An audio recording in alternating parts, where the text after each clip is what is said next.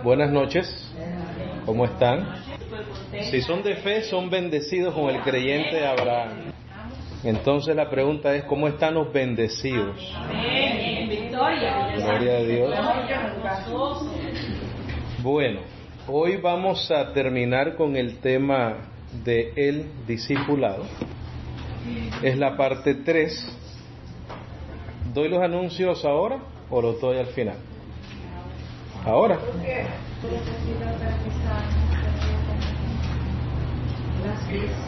El tema de hoy es el discipulado, parte 3, como subtítulo, el verdadero discípulo. Entre paréntesis, la característica de un verdadero discípulo. Características de un verdadero discípulo. Y bueno, vamos a dar entonces los anuncios ya que los quieren ahora. ¿Por qué la importancia de este tema? Porque definitivamente necesitamos tener el conocimiento del Evangelio para poder aclarar la verdad.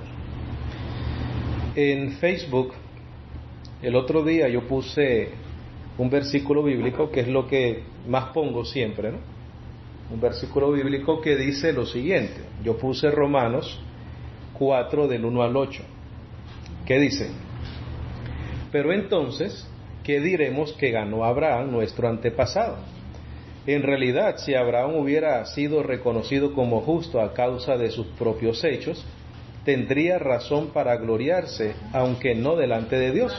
Ese tema lo tuvimos el miércoles pasado. Dice, pues la Escritura dice, Abraham creyó a Dios y por eso Dios le tuvo esto en cuenta y lo reconoció como justo. Ahora bien, si alguno trabaja, el pago no se le da como un regalo, sino como algo merecido. En cambio, si alguno cree en Dios, que hace justo al pecador, Dios le tiene en cuenta su fe para reconocerle como justo, aunque no haya hecho nada que merezca su favor. David mismo habló de la dicha de aquel a quien Dios reconoce como justo, sin tomarle en cuenta sus pecados o sus hechos. Dijo David, dichosos aquellos a quienes Dios perdona sus maldades y pasa por alto sus pecados. Dichoso el hombre a quien el Señor no tome en cuenta su pecado. Entonces en la parte de abajo puse, si eres de la fe de Jesucristo, eres bienaventurado, tus pecados han sido perdonados. Entonces una hermana, no voy a dar el nombre obviamente, puso, los verdaderos justos, entre comillas, porque no son los oidores de la ley, los justos ante Dios, sino los hacedores de la ley serán justificados. Y ella mencionó Romanos 2:13. Después puso, tú crees que Dios es uno, bien haces.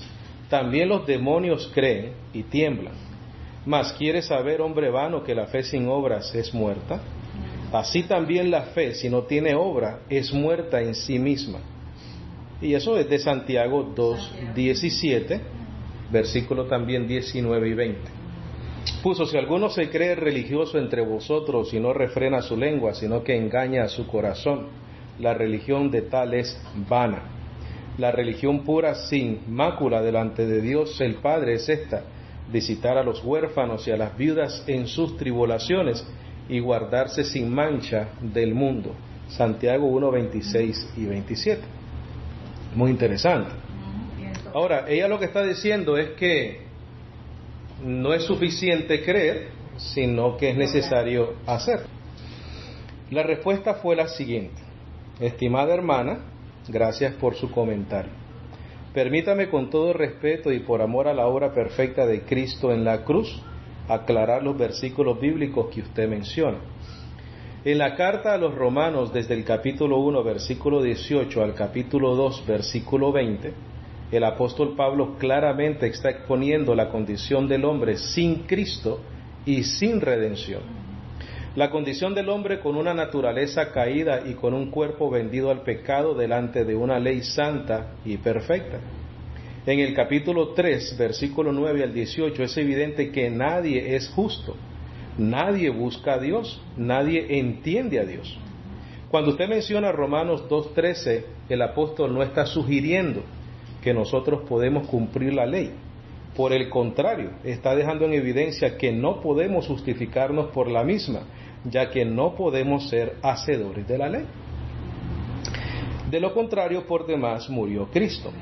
Gálatas 2:21 dice: no desecho la gracia de Dios, pues si por la ley fuese la justicia, entonces por demás murió Cristo. Gálatas 3:21 al 22 dice: luego la ley es contraria a las promesas de Dios, en ninguna manera, porque si la ley dada pudiera vivificar, la justicia fuera verdaderamente por la ley. Mas la Escritura lo encerró todo bajo pecado, para que la promesa que es por la fe en Jesucristo, no en hacer la ley, fuese dada a los creyentes.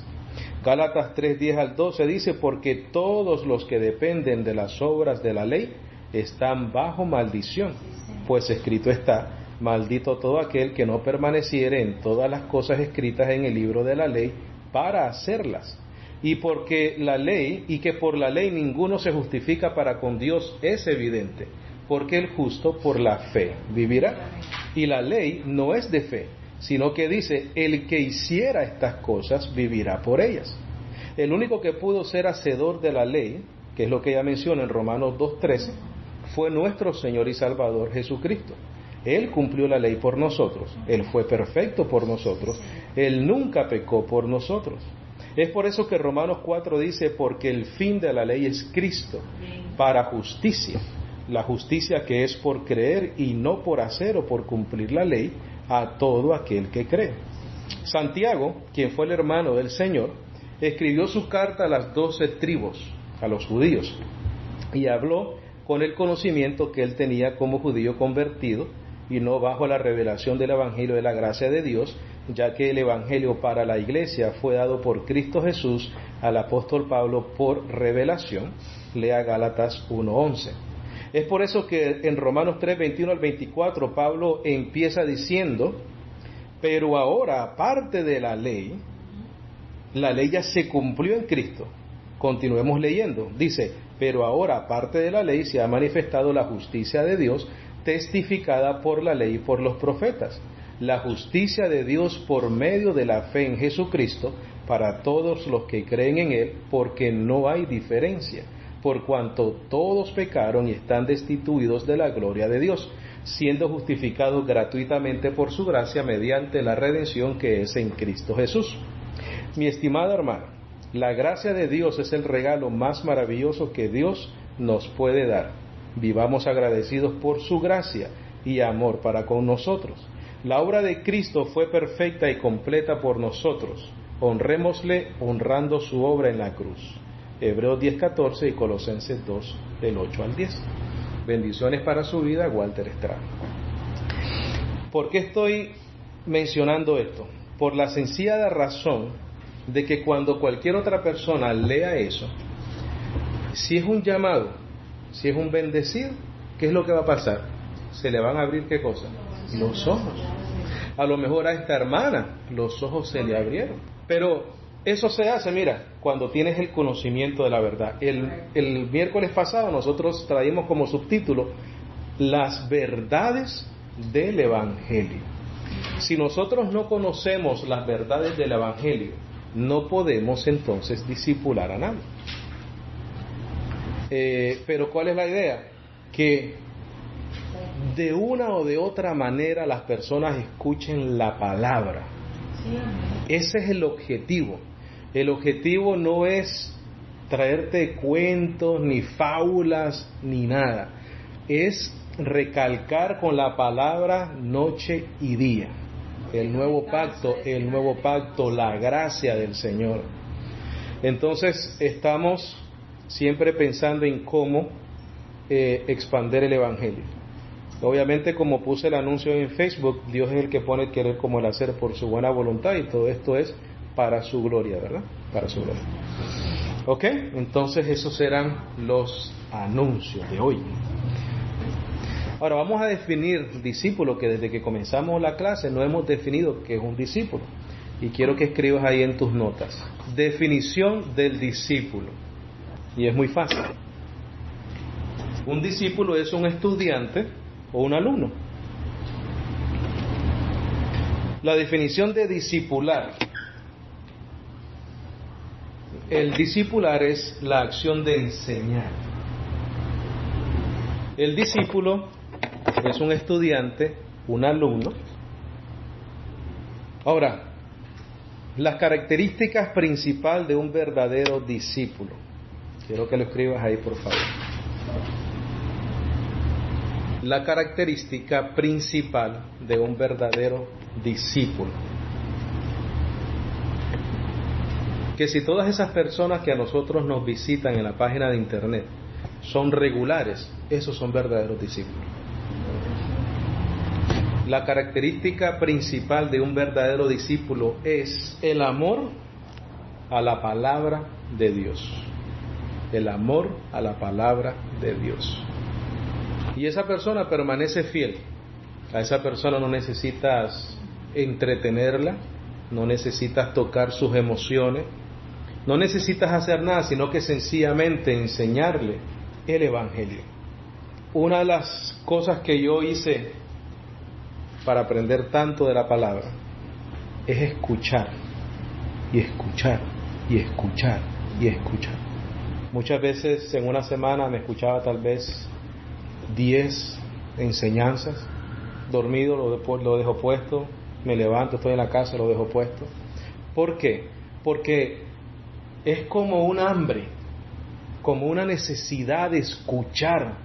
Es como tu cuerpo cuando necesita un alimento y tú te lo comes y lo saboreas y te lo puedes volver a comer porque ese es tu plato favorito. Para el verdadero discípulo, para el que ha nacido de nuevo, su plato favorito es la palabra. La palabra no le aburre, la palabra no le molesta, la palabra no le choca, la palabra cabe en ese discípulo. Cuando tú ves una persona que lo que menos le interesa es la Biblia, entonces necesita conocer su evangelio para ver si realmente ese es el alimento para esa ovejita. Pero si no le gusta, a lo mejor es un chivito, no es una oveja. Y lo que le gusta son los espinos. Un verdadero discípulo ama a Cristo, ama su palabra, ama su verdad. Un verdadero discípulo necesita el alimento espiritual más que lo físico, más que lo terrenal. Repito, un verdadero discípulo ama a Cristo, ama su palabra, ama su verdad. Necesita el alimento espiritual más que lo físico y más que lo terrenal.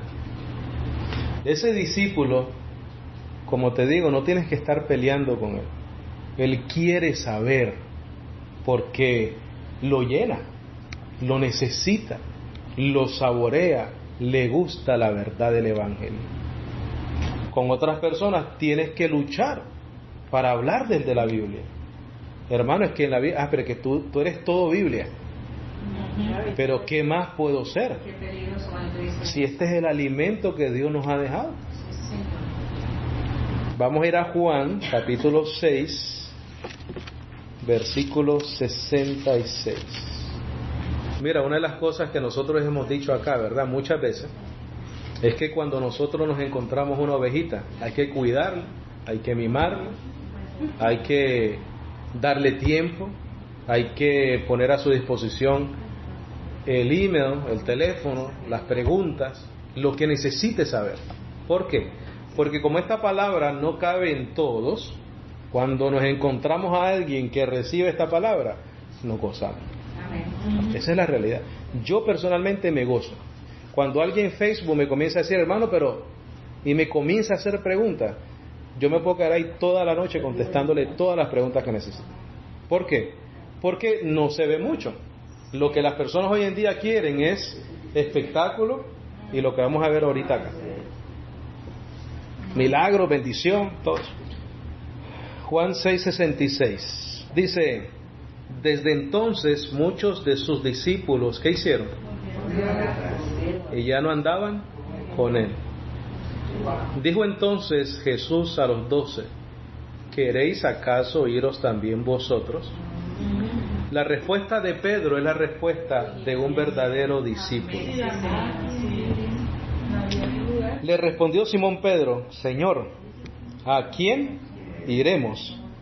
Tú tienes palabra de vida eterna. Un verdadero discípulo, eso es lo que le interesa. Un verdadero discípulo es lo que lo alimenta, lo que necesita. Y es considerable la respuesta de Pedro por el hecho de que esta historia, anteriormente a lo que Pedro dijo, Dios había hecho un milagro. Le había dado de comer un alimento físico ¿a cuántas personas? Como a 5,000 personas, ¿no?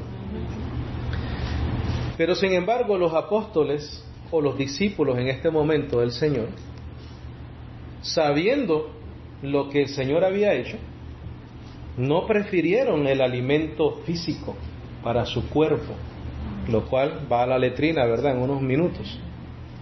Pero ellos prefirieron quedarse con el Señor por la palabra.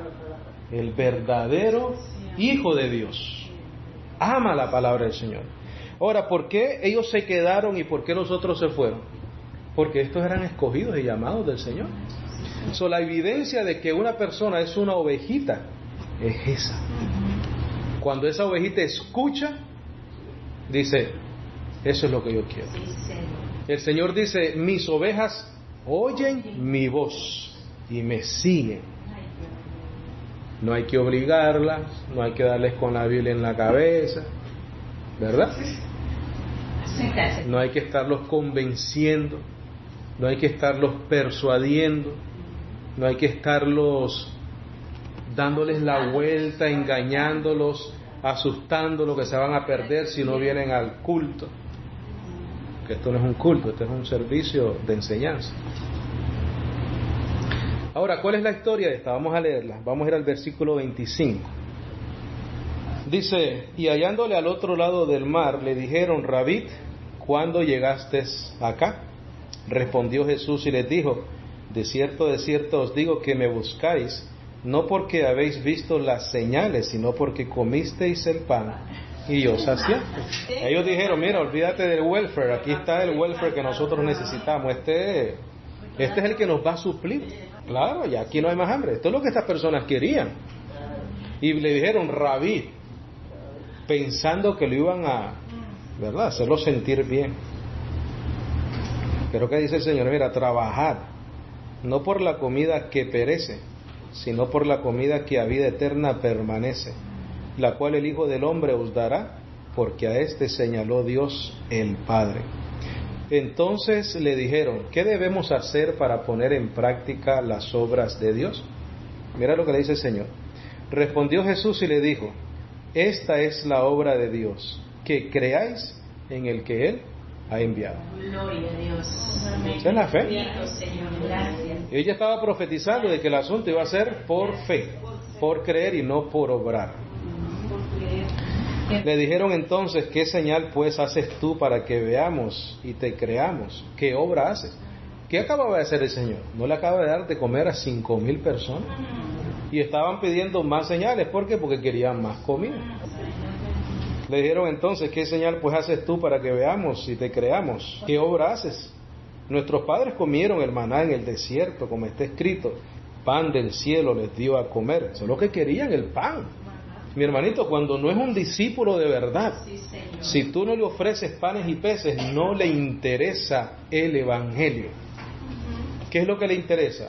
La bendición que te venden hoy por la radio y por la televisión, el milagro, la prosperidad. Es un negocio.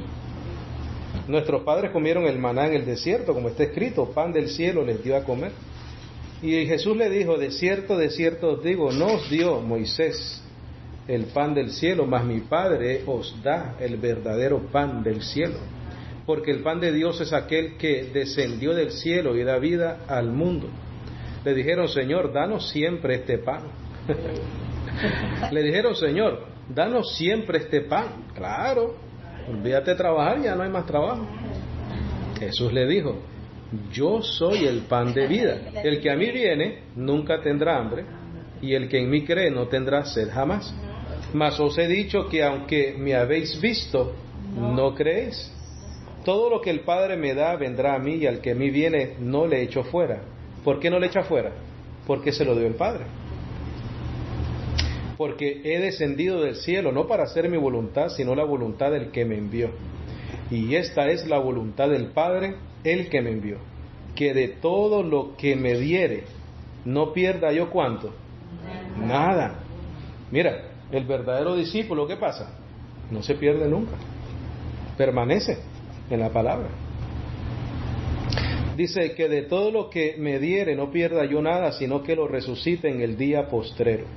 Y esta es la voluntad del que me ha enviado, que todo aquel que ve al Hijo y cree en Él tenga vida eterna, y yo le resucitaré en el día postrero. Murmuraban entonces de él los judíos porque había dicho: yo soy el pan que descendió del cielo. Y decían: ¿no es este Jesús el hijo de José, cuyo padre y madre nosotros conocemos? ¿Cómo pues dice este: del cielo he descendido? Jesús respondió y les dijo: no murmuréis entre vosotros. Ninguno puede venir a mí si el Padre que me envió no le trajere, y yo le resucitaré en el día postrero. Escrito está en los profetas, y serán todos enseñados por Dios. Así que todo aquel que oyó al Padre y aprendió de él, viene a mí. No que alguno haya visto al Padre, sino aquel que vino de Dios, éste ha visto al Padre. De cierto os digo, el que cree en mí tiene vida eterna. Yo soy el pan de vida. Vuestros padres comieron el maná en el desierto y murieron. Este es el pan que descendió del cielo, para que el que de él come no muera. Yo soy el pan vivo que descendió del cielo. Si alguno comiere de este pan, vivirá para siempre. Y el pan que yo daré es mi carne, la cual yo daré por la vida del mundo. Entonces los judíos contendían entre sí diciendo: ¿cómo puede éste darnos a comer su carne? ¿Qué pasa? No entendían. Claro, mira, el hombre carnal no puede percibir las cosas del Espíritu, o no puede discernir las cosas del Espíritu. Jesús le dijo: de cierto os digo, si no coméis la carne del Hijo del Hombre y bebéis su sangre, no tenéis vida en vosotros. ¿Qué estaba diciendo el Señor? Confundiéndolos más. Dice el 54, dice: el que come mi carne y bebe mi sangre tiene vida eterna, y yo le resucitaré en el día postrero. Porque mi carne es verdadera comida y mi sangre es verdadera bebida. El que come mi carne y bebe mi sangre en mí permanece y yo en él. ¿Qué es lo que está hablando ahí? De la palabra. Como me envió el Padre viviente y yo vivo en el Padre, asimismo el que me come, él también vivirá por mí. Imagínate toda esta gente, pero ¿ah? ¿Dónde está la conversación del panes y los peces? ¿Y qué pasó aquí? Este hombre se nos fue por otro lado de haber dicho tanto. 57. Como me envió el Padre viviente y yo vivo por el Padre, asimismo el que me come, él también vivirá por mí. Este es el pan que descendió del cielo, no como vuestros padres comieron el maná y murieron. El que come de este pan, ¿qué? Vivirá eternamente. Estas cosas dijo en la sinagoga enseñando en Capernaum. Esa gente quedó más confundida. Dice: al oírlas, muchos de sus discípulos dijeron: dura es esta palabra, ¿quién la puede oír? No entendemos nada. En otras palabras, ¿qué dijo? ¿Cómo hacemos? Sabiendo Jesús en sí mismo que sus discípulos murmuraban de esto, les dijo: ¿esto os ofende? Pues, ¿qué si vierais al Hijo del Hombre subir a donde estaba primero? O sea, si a ti te asusta de que yo te diga que yo soy el pan de vida, el maná del cielo, te sorprendes porque me ves como un hombre. Pero si tú vieras de donde yo vengo, no te sorprenderías. Pero aquí hay un asunto muy importante y es este. Esa es la diferencia del que entiende y el que no entiende, del verdadero discípulo y del que no es discípulo. Esa es la diferencia. Dice el versículo 61, sabiendo Jesús en sí mismo que sus discípulos murmuraban de esto, les dijo: esto os ofende, pues que si viereis al Hijo del Hombre subir a donde estaba primero, el Espíritu es el que da vida. Está aclarándolo ahí. No es la carne, no es la sangre, no es su cuerpo. La carne para nada aprovecha. Las palabras que yo os he hablado son espíritu y son vida. ¿Qué es lo que tenían que comer? La palabra. ¿Qué es lo que estamos haciendo nosotros aquí?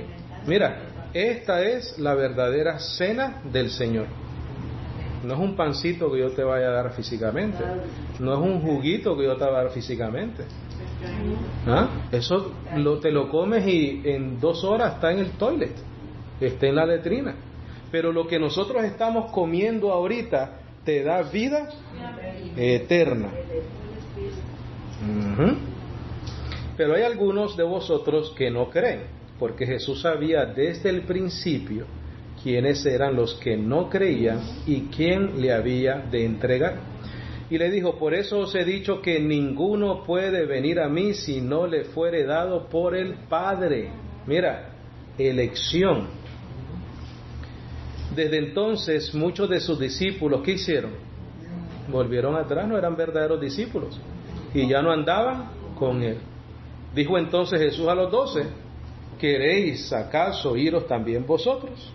Y Pedro dijo: Señor, ¿a quién iremos? Tú tienes palabra de vida eterna.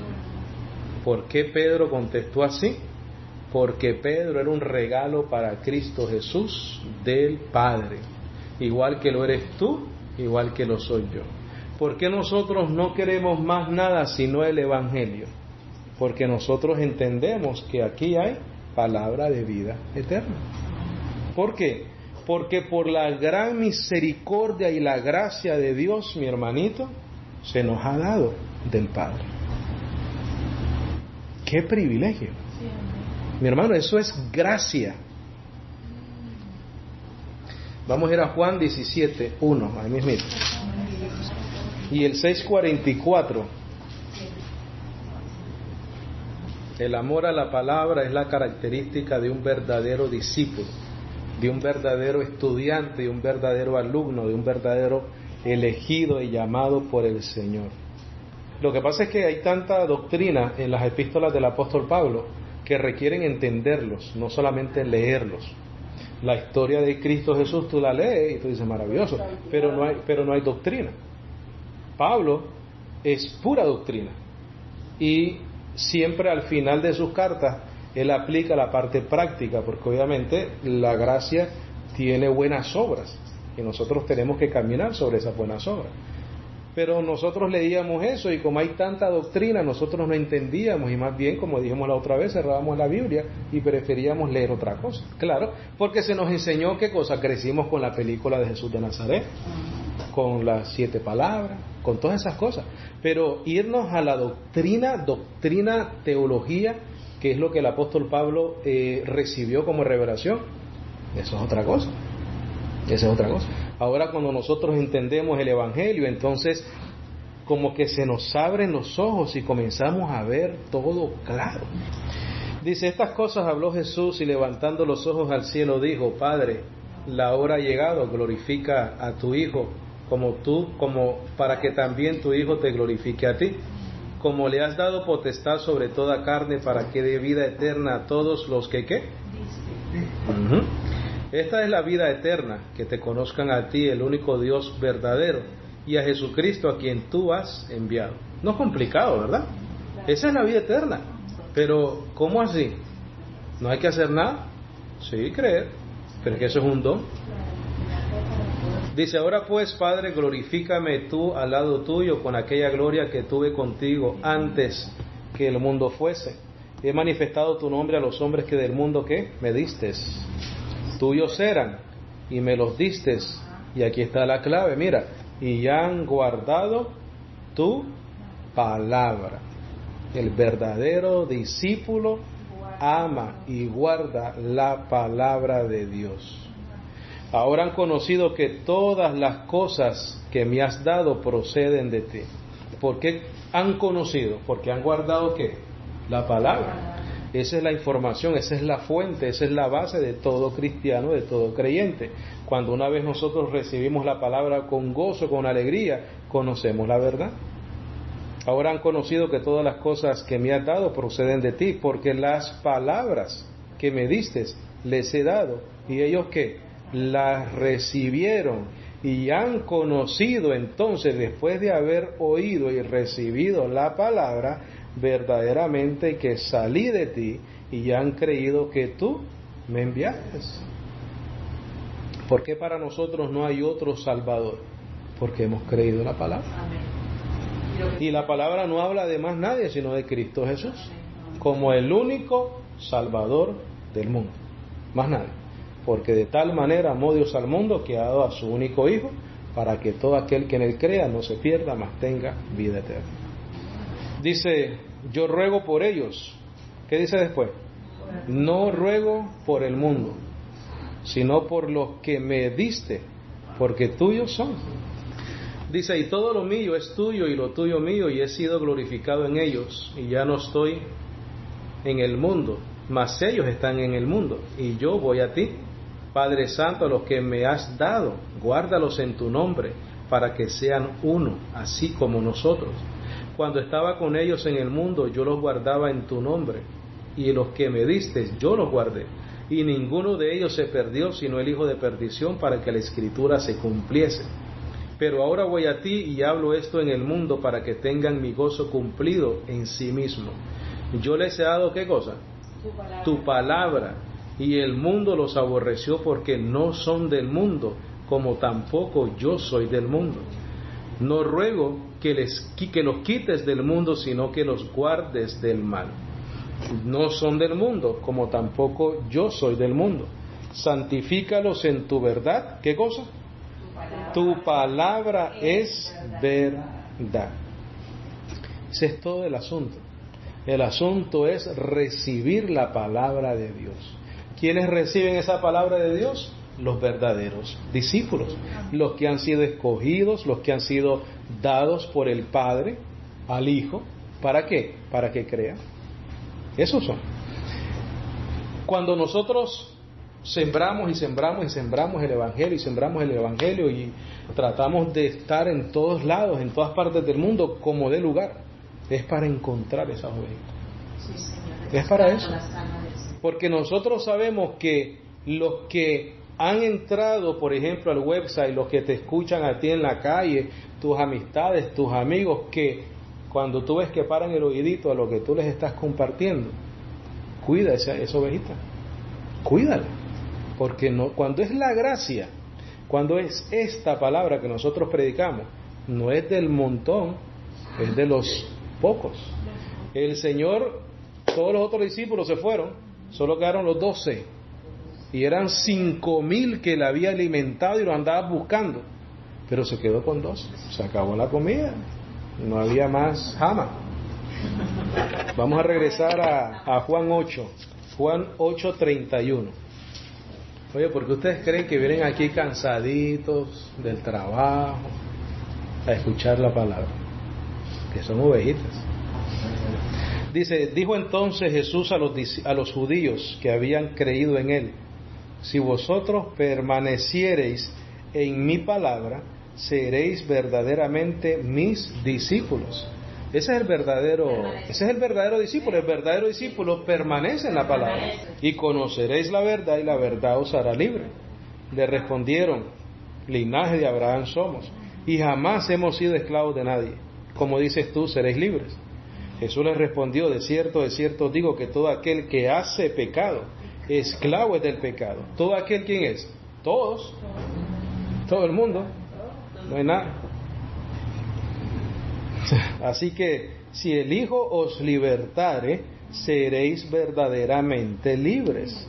Sé que sois descendientes de Abraham, pero procuráis matarme, porque mi palabra no haya cabida, ¿qué?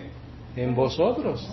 Mi hermano, hay personas que no van a aceptar la palabra del Señor, pero hay otros que sí, los llamados, los escogidos. Yo hablo lo que he visto cerca del Padre, y vosotros hacéis lo que habéis oído cerca de vuestro Padre. El versículo 51 ahí mismo, por favor. De cierto os digo que el que guarda mi palabra nunca verá muerte. Oye, más claro no canta un gallo. Tito 1:7, por favor. Y vamos a ir solamente a los versículos que quedan restantes para no tomar tanto tiempo. Tito 1:7. Y cuando nosotros leemos estas cosas aquí, estas instrucciones del apóstol Pablo, hay que cogerlo muy en serio, porque esta es la verdad del Evangelio. Esto es la verdad absoluta del Evangelio. Cuando nosotros leemos lo que el apóstol Pablo escribió, tenemos que entender que estamos leyendo la revelación de nuestro Señor Jesucristo. Dice él, porque es necesario que el obispo sea irreprensible, como administrador de Dios, no soberbio, no iracundo, no dado al vino, no pendenciero, no codicioso de ganancias deshonestas, sino hospedador, amante de lo bueno, sobrio, justo, santo, dueño de sí mismo. ¿Qué dice después? Retenedor de la palabra fiel, tal como ha sido enseñado. Todo lo que nosotros aquí estamos aprendiendo, tenemos que ser buenos retenedores de la palabra de Dios. Dice, para que también pueda exhortar con sana enseñanza y convencer a los que contradicen. Porque hay aún muchos contumaces, habladores de vanidades y engañadores, mayormente los de la circuncisión, a los cuales es preciso tapar la boca, que trastornan casas enteras, enseñando por ganancias deshonestas lo que no conviene. Hay que retener la palabra fiel, tal como ha sido enseñada. Hebreos 4:12. Hebreos 4:12 dice de la siguiente manera: porque la palabra de Dios es viva y eficaz, y más cortante que toda espada de dos filos, penetra hasta partir el alma y el espíritu, las coyunturas y los tuétanos, y discierne los pensamientos y las intenciones del corazón. Esa es la palabra del Señor. La palabra del Señor tiene un efecto dentro de nosotros. Por eso es que nosotros no necesitamos entretener a nadie, no necesitamos panes y peces, necesitamos predicar la palabra, porque la palabra hace su labor. Primera de Tesalonicenses 2:13. Primera de Tesalonicenses 2:13. Dice: por lo cual también nosotros sin cesar damos gracias a Dios de que cuando recibisteis la palabra de Dios que oísteis de nosotros, la recibisteis no como palabra de hombres, sino según que es en verdad la palabra de Dios, la cual actúa en vosotros los creyentes. Acabamos de leer en Hebreos 4:12 que la palabra penetra como una espada de doble filo, hasta partir el alma, los tuétanos, las coyunturas, todo. ¿Por qué? Porque obra en nosotros los creyentes. Entonces, cuando nosotros estamos teniendo el privilegio de poder discipular a alguien y nos hemos encontrado un discípulo verdadero, nosotros no tenemos que tener miedo en sencillamente enseñarle lo que está escrito, porque tenemos que tener la confianza y la plena confianza de que esa palabra va a hacer una labor en la vida de esa persona. Ahora, la siguiente característica, y solamente tengo un versículo para eso: el verdadero discípulo da frutos en su vida. Es que si la palabra es como una espada de doble filo y penetra hasta lo más profundo de nuestra vida, y si Primera de Tesalonicenses 2:13 dice que obra en nosotros los creyentes, tiene que dar fruto. Claro, no puede un árbol malo dar frutos buenos, y no puede un árbol bueno dar frutos malos. ¿Y cuáles son esos frutos? Mira, en tu vida personal y en las obras preparadas de antemano por el Señor en tu vida. Este grupo es una obra preparada de antemano. El que estés acá en esta noche es una obra preparada de antemano. El que tú puedas conocer esa palabra de gracia que ha transformado tu vida es una obra preparada de antemano. Dice 4.1: por lo demás, hermanos, os rogamos y exhortamos en el Señor Jesús. Primera de Tesalonicenses 4.1. Ahora, el verdadero discípulo recibe esta palabra y no nos molesta, no nos perturba, no nos ofende, porque entendemos que la gracia no es una licencia para hacer lo malo. La gracia es la ciencia de Dios para lidiar con el hombre y tiene buenos frutos para nosotros. Primera de Tesalonicenses 4.1 dice: por lo demás, hermanos, os rogamos y exhortamos en el Señor Jesús, que de la manera que aprendisteis de nosotros como os conviene conduciros y agradar a Dios, así abundéis más y más. Porque ya sabéis qué instrucciones os dimos por el Señor Jesús, pues la voluntad de Dios es vuestra santificación, que os apartéis de fornicación, que cada uno de vosotros sepa tener en su propia esposa en santidad y honor, no en pasión de concupiscencia como los gentiles que no conocen a Dios. Que ninguno agravie ni engañe en nada a su hermano, porque el Señor es vengador de todo esto, como ya os hemos dicho y testificado. Pues no nos ha llamado Dios a inmundicia, sino a santificación. Así que el que desecha esto, no desecha a hombres, sino a Dios, que también nos dio su Espíritu. Él te exhorta y después, ¿qué hace? Te confirma.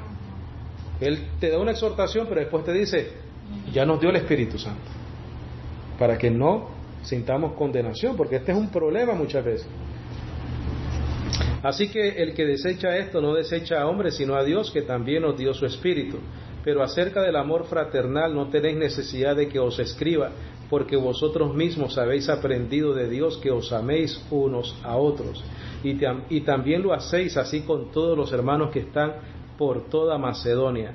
Pero rogamos, hermanos, que abundéis en ello más y más, y que procuréis tener tranquilidad y ocuparos en vuestros negocios y trabajar con vuestras manos de la manera que os hemos mandado, a fin de que os conduzcáis honradamente para con los de afuera y no tengáis necesidad de nada. Es una exhortación. Como eso podemos encontrar muchos donde el apóstol Pablo nos manda a que honremos la gracia, ¿verdad? Con nuestra vida, con nuestro proceder, con nuestra boquita, con nuestras palabras, con nuestras acciones. ¿Siempre lo vamos a lograr? Obviamente no, estamos en un cuerpo de debilidad, pero esa es la exhortación y en eso nos tenemos que procurar, como él dice, procuraos tener tranquilidad y ocupaos en vuestros negocios.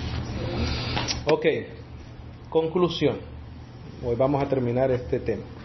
El discipulado es una oportunidad maravillosa de poder expresar todo lo que nosotros hemos aprendido. El discipulado es una experiencia maravillosa cuando tú comienzas a sembrar en la vida de una persona el Evangelio de la gracia y tú comienzas a ver cómo esa persona se comienza a liberar de todo lo que en su mente estaba, de lo que su conciencia tenía de culpabilidad, de miedos, de temores, de una serie de cosas que el sistema religioso nos ha puesto en nuestra conciencia. Sí. Entonces el discipulado tiene que ser en base a lo que está revelado en el Evangelio de la gracia. No puedes discipular si no sabes gracia. No puedes discipular si no sabes gracia. ¿Por qué? Porque nosotros estamos bajo un nuevo pacto. No puedes enseñar otra cosa que no sea el nuevo pacto. No debes de aprender otra cosa que no sea el nuevo pacto. Porque todos somos en algún punto de nuestra vida discípulos y discipulamos también. O sea que somos alumnos y somos maestros, enseñamos. Vamos a ir a una cosita en Efesios. Efesios 4:11. Y este es el propósito de discipular a una persona. 4:11. 4:11. Dice, y él mismo constituyó a unos apóstoles, a otros profetas, a otros evangelistas y a otros pastores y maestros, a razón de aclarar. Sabemos que los ministerios que existen ahorita mismo son el evangelista, el pastor y el maestro. Ya el apóstol no existe y ya el profeta como existía antes tampoco. El profeta, desde la traducción de proclamar, porque hay partes donde dice profeta, la traducción correcta es proclamar. En este momento yo estoy proclamando una verdad. Entonces, no me llames profeta, pero estoy haciendo la acción de profetizar o de proclamar una verdad. Antes el profeta lo que hacía era profetizar algo que no había sucedido todavía. Isaías, Jeremías, todos ellos son profetas mayores, que se les llama teológicamente. Pero ellos hablaban de un acontecimiento que no había sucedido. Hoy en día eso no existe. Ya lo que está escrito, está escrito. Dice, y él mismo constituyó a unos apóstoles, a otros profetas, a otros evangelistas, a otros pastores y maestros. ¿Cuál es el fin de ese grupo de personas? A fin de perfeccionar a los santos para la obra del ministerio, para la edificación del cuerpo de Cristo. Ahí está el discipulado y el discípulo. Hasta que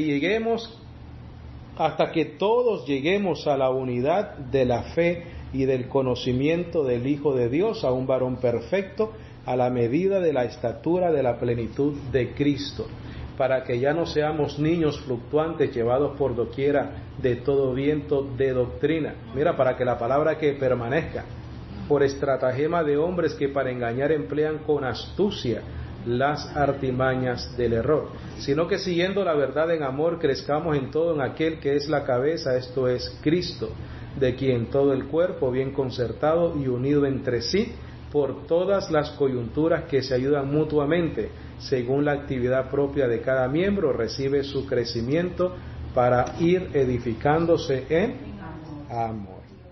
¿Okay?